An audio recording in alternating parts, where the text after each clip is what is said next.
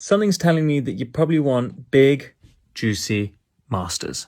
So here's a little trick to make that happen. Take a compressor or an SSL G-bus emulation and put it about third in your chain on your master bus. Then the settings you're going to want are 10 milliseconds on the attack, a ratio of 4:1, and the release on automatic. Now set your sidechain filter so it's in between 74 to 90 Hertz so that the low end isn't triggering it too much. Adjust the threshold so you're getting between 1 and 4 decibels of gain reduction, and then adjust the dry wet to taste. Save this video so you don't forget to do it later and see if that makes your masters big, juicy, and fat. And don't forget to follow me for more daily tips and tricks. Peace!